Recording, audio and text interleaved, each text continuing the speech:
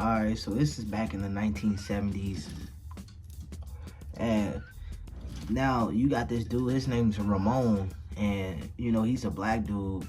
And he got this close friend named Paul. And basically, what they both do is they go around, you know, try to get certain stuff to, you know, to get money for it, you know, whether it's rims, whether it's outfits, you know, shoes, you know, car radios and stuff like that. So one day he's on the block and his friend Paul comes over and he's like, man, what's up? And he lets him hit the joint or whatever. And he basically says, so look, come over here. So they go in this little bitty car that they always sit in, like this little abandoned car that just sits on the neighborhood street.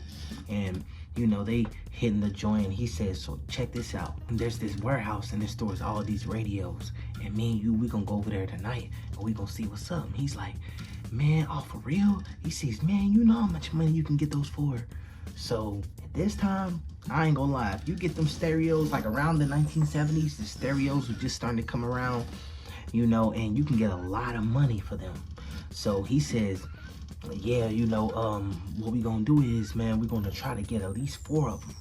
And so basically, they advise the plan and they, you know, go over it, and now it's nighttime, so they go over there, go up at the warehouse, and they looking around. Now, this warehouse is fenced around with barbed wires. So, you know, I guess Paul had already ended up digging a little hole, like, you know, when he got past the little junkyard and the cars, it's like a little hole he dug, and they climbed right up under there, and now they're in the building. So now they walking around the building, and when you get in, it's just all these piles of pallets and all that stuff just sitting around. He looking around, he say, all right, I'm gonna go over here and you go over there. And he looking, he hears jackpot. And he's like, did you find it? He's like, yeah. And he's like, all right. So Ramon's walking over there, and now he's about to turn the corner. He ends up hearing, no, wait. And now he's like, whoa, what the? So he get behind something like these Black Panther looking dudes. They basically just standing over Paul with the gun, letting off. Now he don't know where these dudes came from or nothing, but he heard them get a little closer and hear them talking like, yeah, I know he got it somewhere. Now, he had Paul's bag on. So now, as he don't know that Paul has something that they're looking for in the bag. So he's like, yeah, man, the CD. So he's digging through the bag and he sees the CD in there that they're talking about. As he backs up, a bottle breaks. And it's like 4 Black Panther looking dudes. And they look over and they say, hey, come here. So they start chasing him through the warehouse. And just as he's about to get in the hole and leave, he gets knocked out. Now he says over the course of days, they burnt his fingertips. You know, they beat him with a hammer. They cut him up. They just beat him up real bad, and they just ask him, where's the CD? Where's the CD?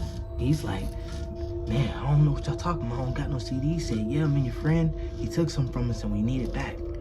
So little did they know is when he was running out the warehouse, he threw the bag and hid it. They beat him some more. He passes out. Now when he wakes up in this shady alley and he just got his boxers on. So when he gets all cleaned up, he ends up realizing that everybody around the neighborhood is like, yeah, man, you know how they found Paul or whatever. And he ain't telling nobody what happened. So he go there, he play the CD or whatever. Now when he plays the CD, it's all of these like government experiments, and the Black Panther looking dudes, they meeting up with doctors and peoples in tuxedos and, you know, rich looking white people shaking their hands, you know, doing some money exchange or something. I don't know what's going on, but he said not too long after, he took the CD out, he broke it, threw it in the trash, and he never looked at it again. He said after that, he just went on about his life. If y'all like this story, like, comment, subscribe.